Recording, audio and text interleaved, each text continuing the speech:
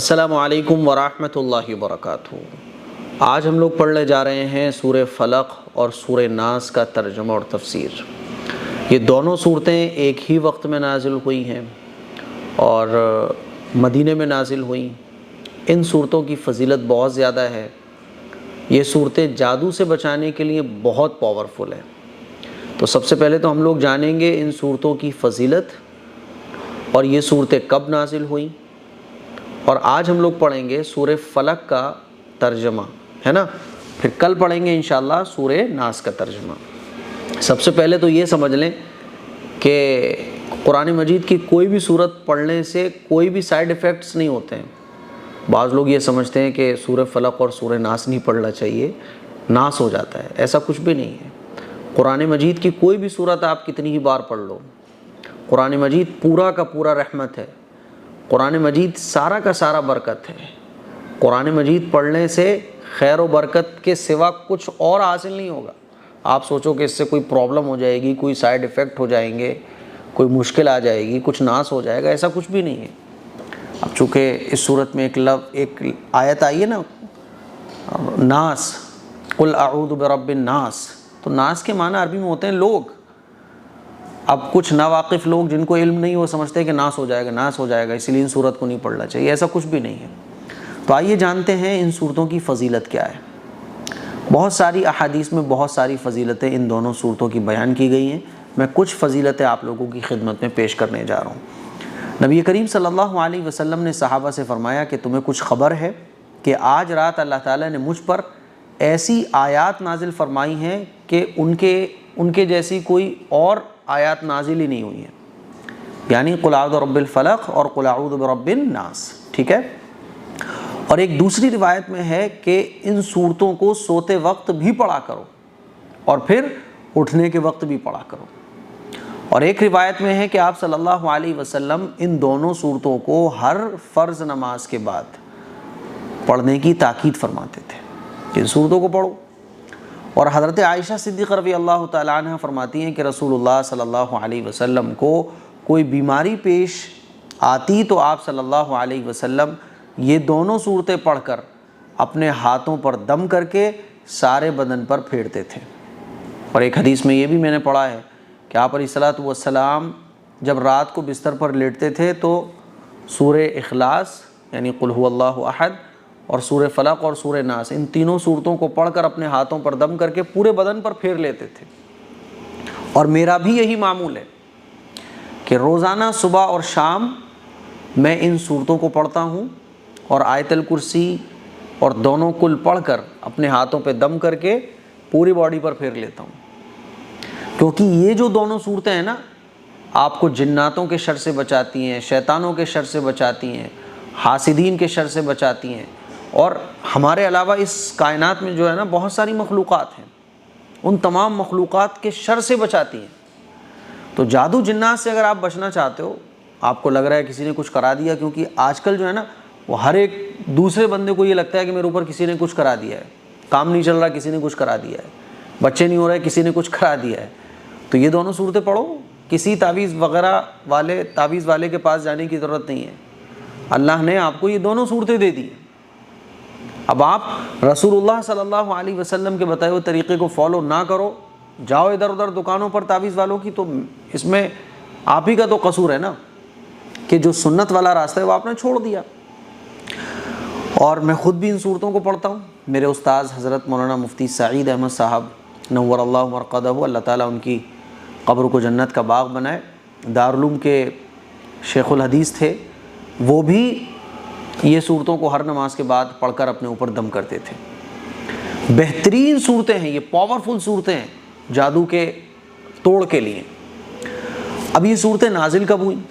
تو آپ علیہ الصلوۃ والسلام جب مدینے میں تشریف لائے تو مدینے میں حضور علیہ الصلوۃ والسلام کے آنے سے پہلے جو تھا نا وہ یہودیوں کا غلبہ تھا، ہر چیز پر یہودی قابض تھے، کیونکہ مدینے کے جو دو قبیلے تھے اوس اور خزرج، ان دونوں کو یہ لڑاتے رہتے تھے، تو مدینے کی سیاست بھی یہودیوں کے کنٹرول میں تھی اور تجارت بھی انہی کے کنٹرول میں تھی اور ساری چیزیں انہی کے کنٹرول میں آتی تھیں۔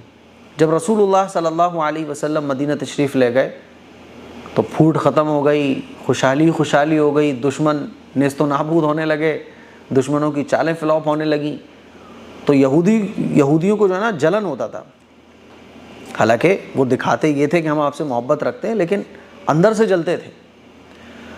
تو صلح حدیبیہ کے بعد کا یہ واقعہ ہے کہ ایک خیبر کا ایک گروپ یہودیوں کے پاس پہنچا، اور یہودیوں کا ایک جادوگر تھا لبید ابن عاصم، ہے نا، یہ یہودی تھا، بڑا جادوگر تھا۔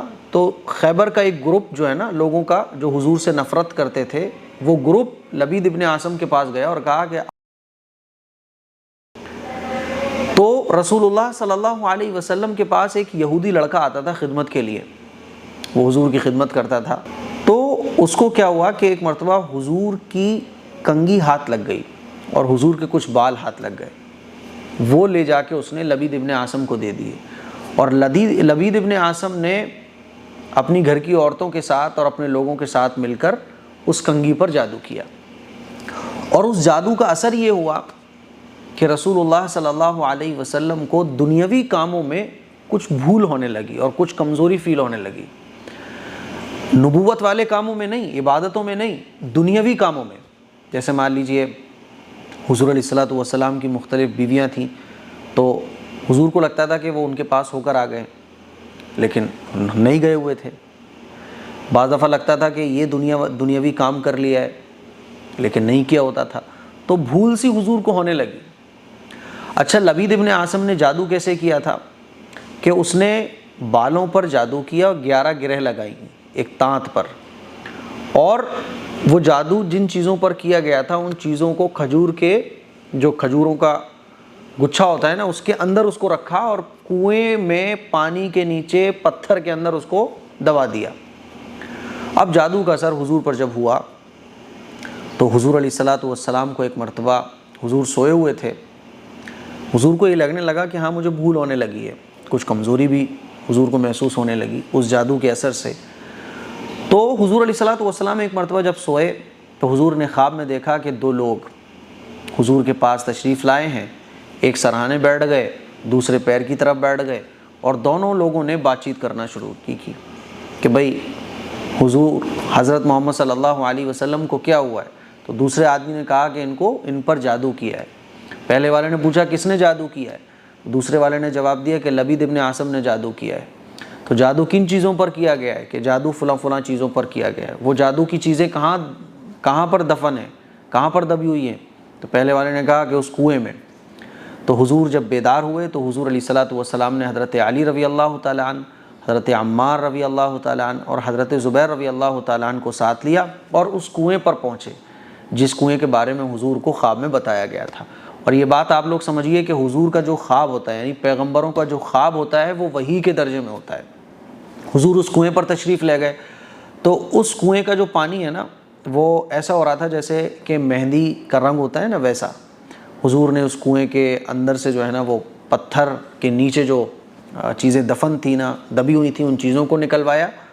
جب ان چیزوں کو نکلوایا تو حضرت جبرائیل علیہ السلام ان دونوں صورتوں کو لے کر آئے، اور آپ علیہ الصلوۃ والسلام کو یہ حکم دیا گیا کہ یا رسول اللہ، آپ یہ جو 11 گرہ لگی ہیں نا، آپ ایک گرہ کھولتے جائیے، ہے نا، اور ایک آیت پڑھتے جائیے۔ تو ایک گرہ کھولنے پر حضور علیہ الصلوۃ والسلام ایک آیت پڑھا کرتے تھے اور جادو کا اثر ختم ہوتا رہا۔ 11 آیتیں حضور نے پڑھی، دونوں صورتوں کو پڑھا، جادو کا اثر بالکل ختم ہو گیا۔ بعد میں صحابہ اکرام نے کہا کہ لبید ابن عاصم جو یہودی نے اتنا غلط کام کیا ہے کہ یا رسول اللہ اس کو قتل کر دیں۔ تو آپ علیہ الصلوۃ والسلام رحمۃ للعالمین تھے نا، تو حضور نے فرمایا کہ نہیں، اللہ نے مجھے شفا دے دی تو میں نہیں چاہتا کہ کوئی فتنہ پھیلے، چھوڑ دو اسے، جانے دو۔ تو حضور کو معلوم تھا، لیکن پھر بھی حضور نے کبھی اس سے کچھ نہیں کہا، حالانکہ وہ مر گیا۔ ایسے حضور رحمۃ للعالمین تھے اپنے دشمنوں تک کے لیے۔ اچھا، یہ جادو ہوا تو اس کا مطلب یہ نہیں ہوتا کہ آج کل آپ دیکھ رہے ہوں گے کہ کسی کا کام نہیں چل رہا تو جادو ہے، بچے نہیں ہو رہے تو جادو، ہر چیز میں آج ہمیں جادو نظر آنے لگا ہے۔ حضور پر جو جادو ہوا اس کی کئی وجہ علماء نے لکھی ہیں۔ ایک وجہ یہ ہے کہ یہودی جو تھے نا، وہ حضور کو جادوگر کہا کرتے تھے۔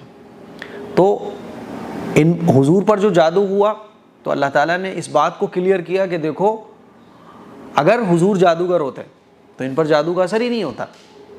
جادوگر نہیں ہے، یہ پیغمبر ہیں۔ سمجھ رہے ہو؟ اور امت کو یہ بتانا تھا کہ جادو سے بچنے کے لیے دیکھو یہ دونوں صورتیں تمہیں دی جا رہی ہیں۔ اب اگر جادو کسی کو لگ رہا ہے تو ان دونوں صورتوں کو پڑھو۔ یہ دونوں صورتیں امت کو یہ تعلیم دینے کے لیے نازل ہوئیں کہ دیکھو جادو کے توڑ کے لیے، شیطانوں سے بچنے کے لیے، جناتوں سے بچنے کے لیے، حاسدوں سے بچنے کے لیے، اس کائنات میں جتنے بھی شر ہیں ان سے بچنے کے لیے ان دونوں صورتوں کو پڑھو آپ۔ اسی لیے حضور علیہ الصلوۃ والسلام نے پھر صحابہ اکرام کو تاکید فرمائی، اور صحابہ اکرام ان صورتوں کو پڑھا کرتے تھے۔ لیکن یہ مطلب نہیں ہوتا کہ ہر چیز میں آپ جادو دیکھنا شروع کر دو، ٹھیک ہے؟ تو آپ علیہ الصلوۃ والسلام پر جو جادو ہوا، بعض لوگ جو ہے نا وہ کہتے ہیں نا کہ ہر ایک کو کام نہیں چل رہا جادو، سب کو اپنی چیزوں میں جادو نظر آنے لگا ہے، اور کہا جائے ان سے کہ نہیں یار یہ سب کچھ نہیں ہوتا تو کہتے ہیں ارے حضور پر جادو ہوا تھا۔ تو نبی کریم صلی اللہ علیہ وسلم پر جو جادو ہوا اس کی وجوہات میں نے آپ لوگوں کو بتائیں، اور ان دونوں صورتوں کی فضیلتیں آپ لوگوں کو بتائیں۔ یہ دونوں صورتیں کب نازل ہوئیں وہ آپ کو بتایا۔ تو جادو کی جو ہے نا حقیقت ہے، لیکن اتنی بڑی نہیں ہے جتنی ہم لوگوں نے آج کل بنا رکھی ہے، ٹھیک ہے نا؟ اور بھی بہت ساری چیزیں ہیں، وہ انشاءاللہ میں کل آپ لوگوں سے ڈسکس کروں گا، ورنہ یہ ویڈیو بہت بڑی ہو جائے گی۔ اب آئیے سورہ فلق کا ہم ترجمہ کرتے ہیں۔ سب سے پہلے میں ایک جو نارمل ترجمہ ہوتا ہے وہ کروں گا، اس کے بعد ورڈ بائی ورڈ ترجمہ کروں گا، ٹھیک ہے؟ اعوذ باللہ من الشیطان الرجیم، بسم اللہ الرحمن الرحیم، قل اعوذ برب الفلق۔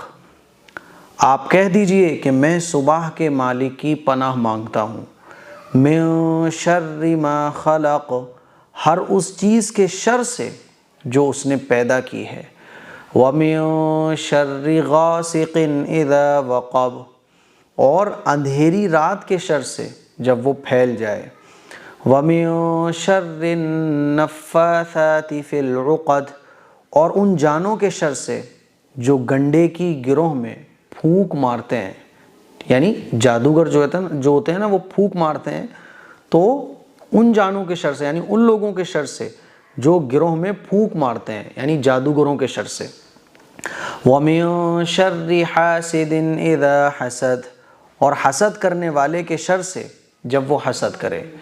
اس صورت کے اندر اللہ تعالیٰ نے آپ ایسے سمجھ لو کہ جتنی بھی چیزوں سے ہمیں نقصان پہنچ سکتا ہے نا ان تمام نقصانوں سے بچا دیا ہے۔ اب آئیے ورڈ بائی ورڈ ترجمہ کرتے ہیں۔ قل، آپ فرما دیجئے، اعوذ، میں پناہ مانگتا ہوں، برب الفلق، صبح کے مالک کی، برب الفلق، صبح کے مالک کی، ٹھیک ہے؟ یعنی میں اللہ کی پناہ مانگتا ہوں، اللہ کی پناہ میں آنا چاہتا ہوں، ٹھیک ہے؟ من شر، ہر اس چیز کے شر سے، من شر، ہر اس چیز کے شر سے، ما خلق، جو اس نے پیدا کی ہے۔ انسانوں کے علاوہ بہت ساری مخلوقات ہیں، جنات ہیں، شیطان ہیں، ہے نا، کیڑے مکوڑے ہیں، ڈسنے والی چیزیں ہیں، تو جتنی بھی طرح کی چیزیں اللہ تعالیٰ نے اس کائنات میں پیدا فرمائی ہیں ان سے ہمیں نقصان پہنچ سکتا ہے، تو ہر اس چیز کے شر سے جو اس نے پیدا کی ہے میں اللہ کی پناہ مانگتا ہوں کہ اللہ تعالیٰ مجھے جتنی بھی مخلوقات ہیں ان کے شر سے محفوظ فرما، ٹھیک ہے؟ من شرری، اس چیز کے شر سے، ما خلق، جو اس نے پیدا کی ہے، ومن شرری، اور رات کے، ومن شرری غاسقن، غاسقن کہتے ہیں اندھیری رات کو، تو ومن، من کہتے ہیں سے، شرری شر، غاسقن، ومن شرری غاسقن، اندھیری رات کے شر سے، اذا وقب، جب وہ پھیل جائے۔ کیونکہ دیکھو جب اندھیرا ہوتا ہے نا تو لوٹنے والے، کاٹنے والے، مرڈر کرنے والے، رات کے اندھیرے میں بہت سارے غلط کام ہوتے ہیں جو آپ کو نقصان پہنچانے کے لیے ہو سکتے ہیں، تو ان سے اللہ مجھے بچا لے، ٹھیک ہے؟ تو میں پناہ مانگتا ہوں صبح کے رب کی، اور میں پناہ میں آتا ہوں، میں پناہ مانگتا ہوں صبح کے مالک کی، ہر اس چیز کے شر سے جو اس نے پیدا کی ہے، ومن شر غاسق اذا وقب، اور اندھیری رات کے شر سے جب وہ پھیل جائے، ومن شر النفاثاتی، من مانے سے، شر مانے شر، نفاساتی، ان جانوں کے شر سے جو گروہ پر پھونک مارتے ہیں، نفاسات، فی العقد، گرہ میں یعنی یوں کر کے دھاگے میں گرہ لگاتے ہیں تو فی العقد گروہ میں پھونک مارنے والوں کے شر سے اللہ تو مجھے بچا، ومن شر حاسد اور حسد کرنے والوں کے شر سے، اذا حسد جب وہ حسد کریں۔ تو اس میں جتنی بھی نقصان پہنچانے والی چیزیں ہیں ان سے بچنے کے لیے اللہ سے دعا کی جا رہی ہے، ٹھیک ہے؟ تو قل اعوذ برب الفلق، آپ فرما دیجئے کہ میں صبح کے مالک کی پناہ مانگتا ہوں، من شر ما خلق، ہر اس چیز سے جو اس نے پیدا کی ہے، ومن شر غاسق اذا وقب، اور رات کے شر سے جب وہ پھیل جائے، ومن شر النفاثات فی العقد، اور گروہ میں پھونک مارنے والے لوگوں کے شر سے، ٹھیک ہے، یعنی جادوگروں کے شر سے، ومن شر حاسد اذا حسد، اور حسد کرنے والوں کے شر سے جب وہ حسد کریں۔ تو 4 طرح کے لوگوں کے شر سے اللہ کی پناہ مانگی گئی ہے اس سورت کے اندر۔